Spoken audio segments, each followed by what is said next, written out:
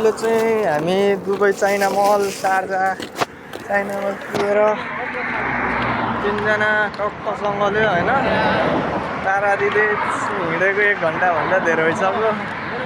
यस्तै छ के गर्नु। तिनजना पारा राति पनि साथीले चस्मा चिबाल लगाइदिन्छ क्या। चस्मा लगाएर हिँडेपछि यहाँ फेरि राजा रहेछ। यहाँनिर राजा रहेछ चस्मा लगाएर हिँड्न थालेपछि जसले पनि क्या अरबकै केटीले भयो भने यहाँ दुबईकै केटीले भयो भने हेर्दिनै मुस्कान छोडिदिइहाल्ने क्या। फसो कि जस्तो आफूलाई फिल हुँदो रहेछ। गाडीको त के चिन्ता, गाडी नै गाडी। यतातिर त बाइक कुदाउने साइकल कुदाउने नहुने रहेछ। आएको त धेरै छैन, त्यही 45 दिन चाहिँ भयो कि। तर 45 दिनमा जति सिक्ने कुरा थियो त्योभन्दा धेरै कुरा सिकिसक्यो क्या। त्यस्तै हो। त्यस्तै छ। दुबई चाहिँ आउनै पर्ने रहेछ। एकचोटि दुबई चाहिँ आउनै पर्ने रहेछ। तपाईँहरू जस्तै सिचुएसनमा भए पनि दुबई आउनुहोस्, रमाउनुहोस्। रमाउने ठाउँहरू पनि धेरै रहेछ क्या यहाँनिर नि। जस्तै डिप्रेसनमा गएको मान्छे पनि होइन, रमाइलो छ नि दुबई त। दुबई रमाइलो छ। जस्तै डिप्रेसनमा भएको मान्छे पनि एकपल्ट दुबई आएर दुबई 2-3 दिन भन्दा नि 1 महिना जस्तो डुल्यो भने डिप्रेसनको मान्छे फ्रेस हुँदैन क्या। त्यस्तो सिचुएसनमा पुर्याइदिँदो रहेछ। आफ्नो अनुहार त यहीँ छँदैछ नि। त्यस्तै हो। तिनजनाको हिँडाइ चाहिँ नि सबै तिनजना पाहाडे पऱ्यो कि हिँडाइ त यस्ता आमुले भन्ने हो हिँड्ने हो। के छ र अरू त गाडी चाहिँ नि नसोचेको गाडीहरू क्या। कुनै आउँछ यति माथि चक्का भएको, कुनै आउँछ मुनि चक्का भएको। त्यो फिल्ममा देख्नुहुन्थ्यो होला नि, हिन्दी फिल्महरूमा हुन्छ त्यो ट्रक मुनिबाट पनि सुलित छिर्ने गाडीहरू पनि हुँदो रहेछ क्या। फिल्ममा देखाउँथ्यो यो त होइन होला भनिन्थ्यो, तर हुँदो रहेछ साथीहरू। यहाँनिर जत्रै पनि गाडीहरू नि हुने रहेछ। यत्रोदेखि लिएर यत्रोसम्म जत्रै गाडी पनि हुइदिने क्या।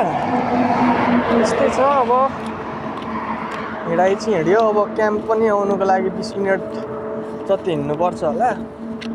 अनि क्याम्प पुगेपछि सुत्नु पर्ने छ। भोलिको ड्युटी छ। अब डुल्नु निस्क्यो, डुल्नु पर्यो। के गर्नु अब यस्तै छ। जनावर चढ्ने उ त्यहाँनिर होला। उता जनावर चढ्नेवाला चढ्नेवाला अनि त अलिक तलै हो नि जनावर। त्यही हो र। नजिक हो नि त्यो त। कता ए हावाको रन गर्नु नि।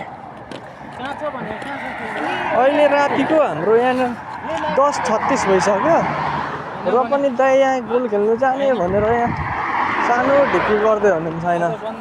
हाम्रो फेरि फुटबल प्लेयर दाइ, फुटबल प्लेयर, भलिबल प्लेयर जे पनि दाइ चाहिँ बल भन्ने बित्तिकै खेलिदिने अरे क्या।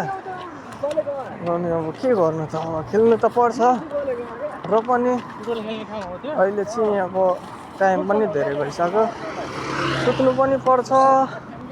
भोलि बिहान 4 बजी उठेर ड्युटी जानुपर्छ। के गर्नु। ड्युटी चाहिँ 12 घन्टा ड्युटी, 1 घन्टा जानु 1 घन्टा आउनु, 14 घन्टा भइगयो।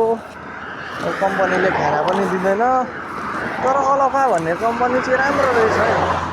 पैसा चाहिँ नि तपाईँको तलब चाहिँ भनेको बेलामा ट्याक्कै पैसा चाहिँ दिने नै रहेछ क्या। पैसा चाहिँ दिने रहेछ। तर ड्युटी अब ओभर टाइम पनि गरेर 10 घन्टा ड्युटी, 2 घन्टा ओभर टाइम जम्मा गरेर 12 घन्टा हुँदो रहेछ। त्यस्तै हो। अब के गर्नु भन्दा नि यहाँ दुबई चाहिँ डुल्नुको लागि आउनु पर्ने रहेछ। अब हामी त मिडल क्लास फ्यामिली पऱ्यो। 2 लाख रुपियाँ झ्याम्मै फालेर आइहाल्यो दुबई। 2 लाख रुपियाँ कमाउनु भनेर आइयो। अब डुल्या अब महिना दिन पुग्यो। महिना दिनको सेलेरी आइगयो। अलिकति आट्यो, अलिकति अब सुरु महिनाको त घर पठाउँछु भन्ने नसोच्दा नि हुन्छ। यतै उतै यसो खर्च उता खर्च यता खर्च गर्दाखेरि सकिहाल्ने रहेछ। र पनि तपाईँहरूले पैसा बचाउनेले हो भने त बचाउँछ। यस्तो त्यस्तो केही नखानेहरूले खानु त हामी पनि खाइँदैन।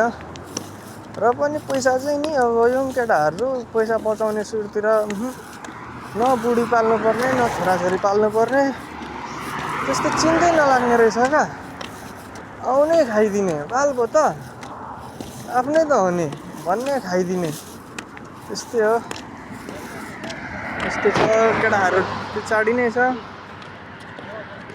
जस यहाँ हिँड्दाखेरि चाहिँ ध्यान पुर्याएर हिँड्नु पर्ने रहेछ अलिकति बाई मिस्टेक थोरै मिस्टेक गाडीले ठगिदिइहाल्ने खुट्टा भाँचिदिइहाल्ने हो कि मान्छे खुलिँदो थाहा छैन के हुन्छ फेरि यहाँ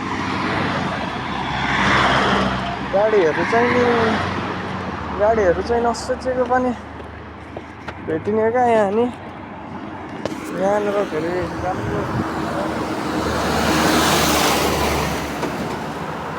यहाँनिर राम्रो छ सिन चाहिँ नि यहाँ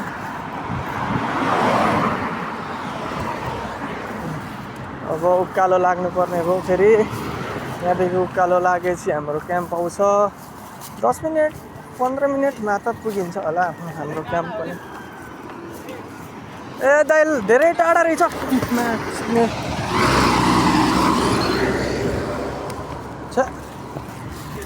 हल्का मुख छटाइ भइगयो यस्तै हो अब के गर्ने हल्का मुख त छाड्नै पर्यो गाह्रो परेपछि त जे भए पनि मुख त अब नेपाली हो जसलाई पनि मुख छाड्ने बानी अलिकति केही हुँदा नि मुख त छाडिहालिन्छ त्यो नेभर माइन्ड होइन केही छैन अब त्यस्तै हो त्यस्तै पनि हो यस्तै पनि हो दाइ रोड क्रस गरौँ ल